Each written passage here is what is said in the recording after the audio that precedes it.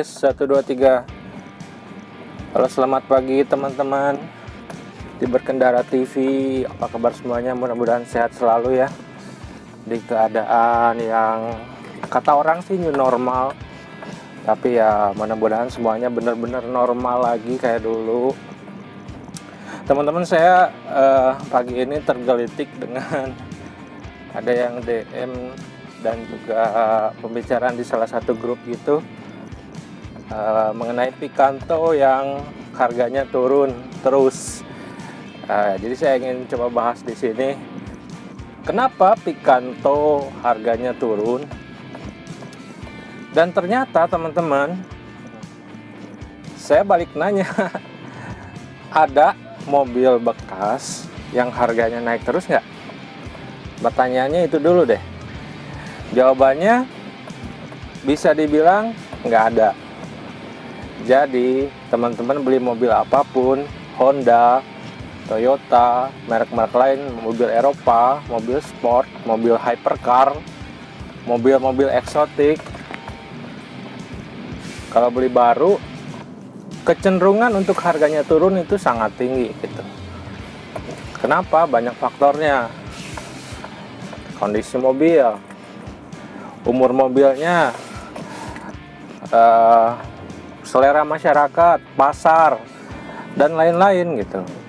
Intinya gini teman-teman, kalau mau beli Picanto atau mobil Korea, teman-teman harus siapin mental dulu. Kalau teman-teman beli mobil baru atau mobil bekas, itu pasti harganya turun aja gitu.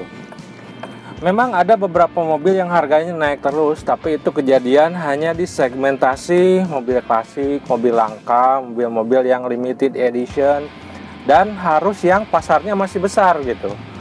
Maksudnya pasarnya masih besar apa? Masih dicari orang-orang masih nyari. Kayak kalau mobil Jepang sekarang itu Estilo yang dua pintu itu. Terus mobil-mobil klasik tentunya yang sudah restorasi ataupun yang full original itu harganya pasti naik karena populasinya sedikit banget, dan juga pabrikannya udah nggak ngeluarin lagi seri itu. Tapi balik lagi, semua mobil itu pada dasarnya akan turun harganya, kecenderungannya gitu teman-teman. Jadi teman-teman, kejadian harga mobil bekas turun itu tidak hanya terjadi sama Picanto gitu, sama semua mobil, hampir semua mobil gitu, semuanya turun. Balik lagi, kalian harus bisa ngerawat mobil, harus bisa menyayangi mobil kalian, harus bisa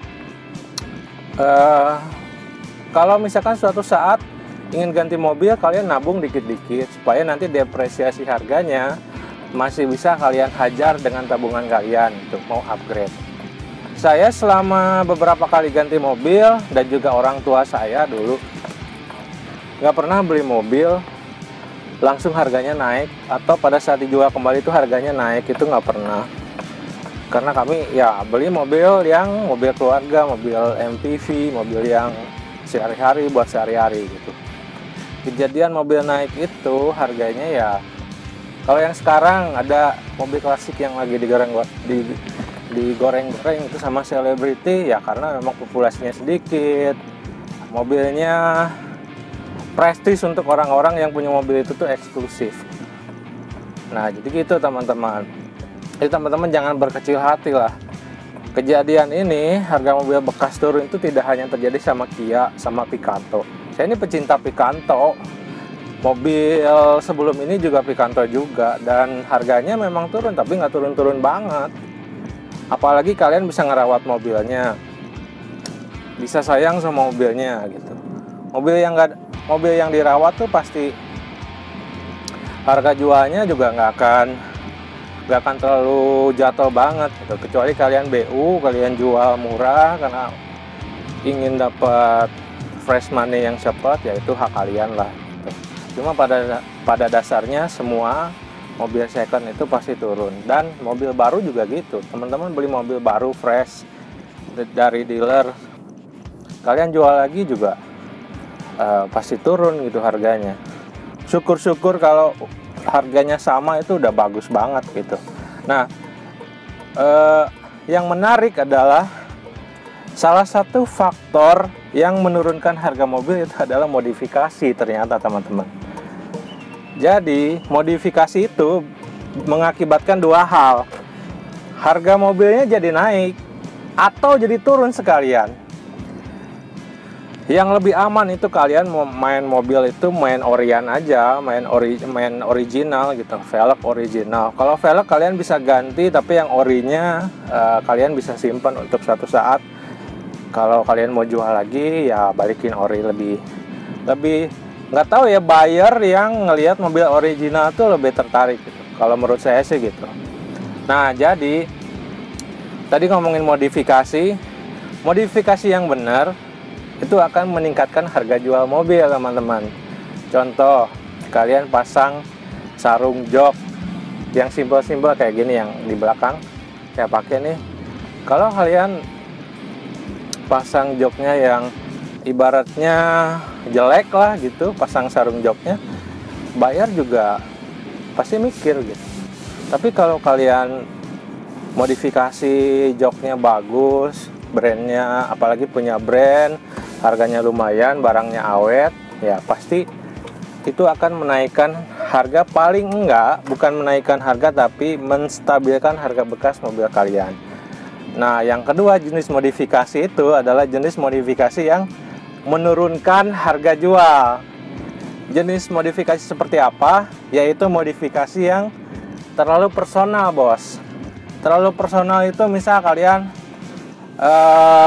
kayak Picanto ini warnanya hitam, kalian pengen yang warnanya pink, kalian cat. Nah, itu warna pink itu nggak semua orang suka. Jadi bener-bener peminatnya memang ada, cuma sedikit banget gitu. Jadi itu akan menurunkan nilai mobilnya. Jenis modifikasi yang menurunkan harga jual mobil. Atau kalian pasang aksesoris yang lebay gitu. Yang lebay. Ya, yang lebay apa ya nih? Fotonya kayak ginilah kurang lebihnya ya. Jadi ada modifikasi yang menurunkan harga jual mobil. Kalian tempel-tempel apa, stiker, tempel-tempel aksesoris yang plastik-plastik gitu, yang cuma kosmetik. Dan ketika kalian akan jual, kalian nggak originalkan lagi. Kalau orang yang ngerti, itu pasti kalian akan dihajar dengan harga tawar yang jauh, harga tawar yang murah gitu.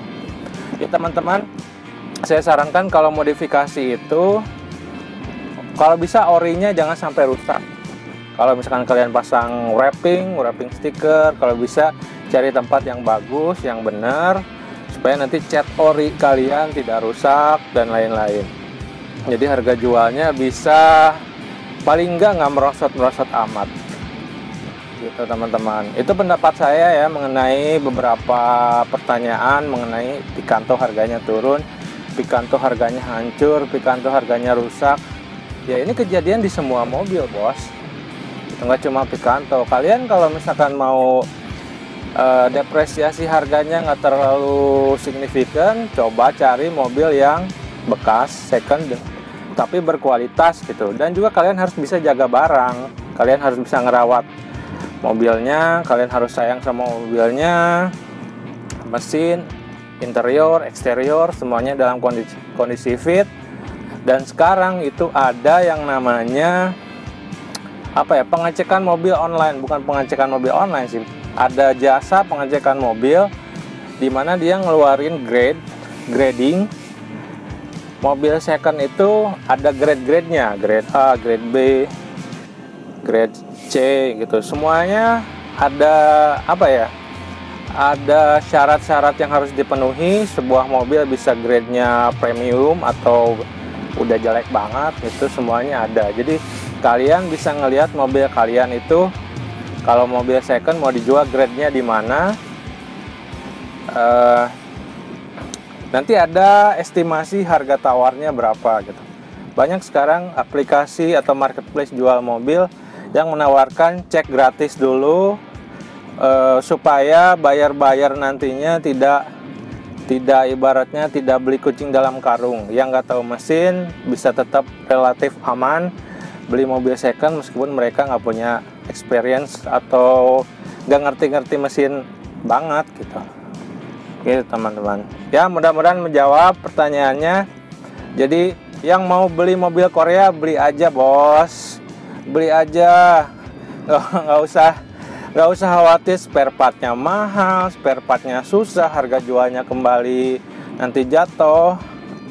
Nikmatin aja mobilnya, iyalah, kita bersenang-senang dengan kendaraan kita gitu. Kita nggak usah mikirin nanti harga jualnya gimana, kecuali kalian penjual mobil ya, jual beli mobil ya tentu aja harus ada untung, harus kalian beli berapa, jual berapa gitu. Harus lihat pasar sekarang yang ramai mobil apa yang harus dibeli.